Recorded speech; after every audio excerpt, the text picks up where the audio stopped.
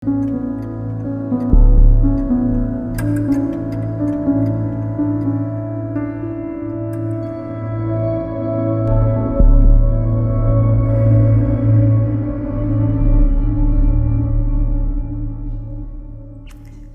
Liis Klaar, te olete endine Riigikogu liige, olete samuti olnud esimene Lionite naiskuberner ja olnud Eesti NATO ühingu asutamise juures. Enne Eesti NATO ühingu asutamist oli Riigikogus NATO toetusrühm. Mis see oli ja milleks see loodi? Kõigepealt helistas mulle Margus Kolga ja ütles, et me peame looma ühe NATO toetusrühma või NATO rühma, ütles ta siis, et kuidagi, et see paistaks meie ühiskonnas välja, et me siiski teame midagi NATOst ja tahame NATOsse saada. Ja selle nimeks pandi toetusrühma, mis on väga naljakas, sellepärast, et misu pisike Eesti ja veel pisem mõnikümmend liiget Riigikogus, et need on toetusrühm NATO-le. Aga see oli mõeldud selleks, et me tutvustaks NATO-t nii palju, kui me vähegi oskame, et iga Riigikogu liige, kes oli seal toetusrühmas, viiks selle teate nii-ütelda oma valijaskonnale edasi ja et me siis, kui see kord hääletamiseks läheb, et siis rahvas oleks meiega kaasas.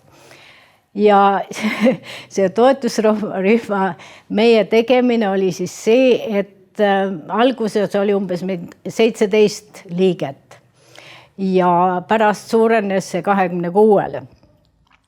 Osalt oli see võib-olla sellepärast, et meie koosolekud või kokkusaamised toimusid lõuna ajal. Me istusime Kalevipoja saalis Riigikogus ja kutsusime siis iga kord kellegi meile NATO-t tutvustama või NATO-st rääkima.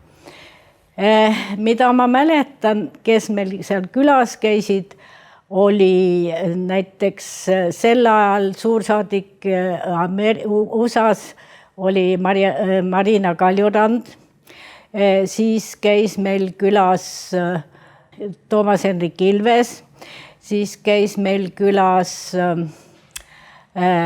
mis ta nimi on, Peeter Hoppe või Hope, ma algus mõtlesin, et polegi eestlane, kes oli siis peastaabis mingisugune tegelane ja nii edasi. Neid oli, me kohtusime umbes kord kuus, asutatud sai see rühm mais, 9. mail, kui ma ei eksi, 2000.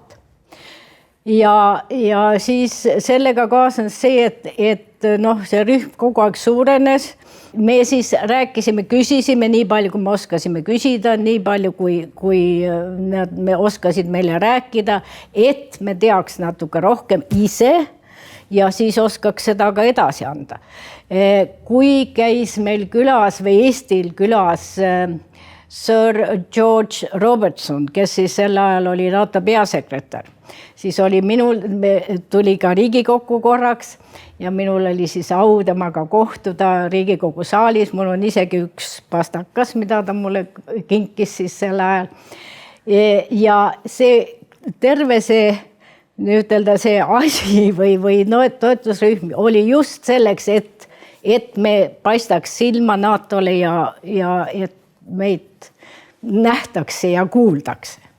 Nüüd oluline moment oli siis, kui Eesti sai kutse NATOsse. Ja. Mis tunne teid valdas? Esiteks muidugi hea meel, kohutavalt hea meel, aga kõik tähtsad inimesed, ministrid ja asjad olid kõik sõitnud Prahasse. Ja Eestis ei olnud peaaegu mitte kedagi ja Eesti ajakirjanikud ründasid Riigikogu ja tahtsid küsida, et kellega ma räägin. Ja kõik saadeti mulle kaela ja palju mina siis sel ajal oskasin seletada niimoodi. Ma rääkisin nii palju, kui ma oskasin ja midagi nad siis said, eks ole. Teabast, et tõesti mitte kedagi teist ei olnud.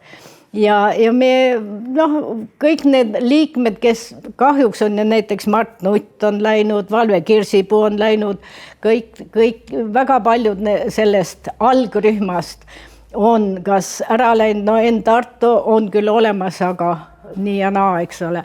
Nii et ei ole ju neid väga palju alles enam, aga siis kui me siis teada saime, me muidugi, esimene asi oli, šampust on tarvis. Ja siis ma võtsin neid ajakirjanikke seal vastu ja tundsin ennast väga tähtsana. Mis on motiveerinud teid aastate jooksul panustama Eesti NATO ühingusse? See oleneb natuke tagapõhjast ka. Minu isa sõdis vabadussõjas.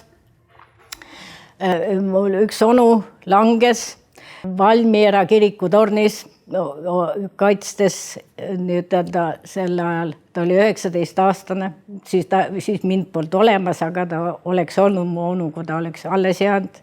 Viktor Anderson. Tema kohta on ka pandud üks silt Valmiera kiriku müüri ette. Ja see kodune kasvatus ja et Eesti ei tohi jääda üksi. Seda rääkis Toomas Hendrik Ilves juba algusest peale. Meil peab olema liitlasi, me peame saama suurde maailma.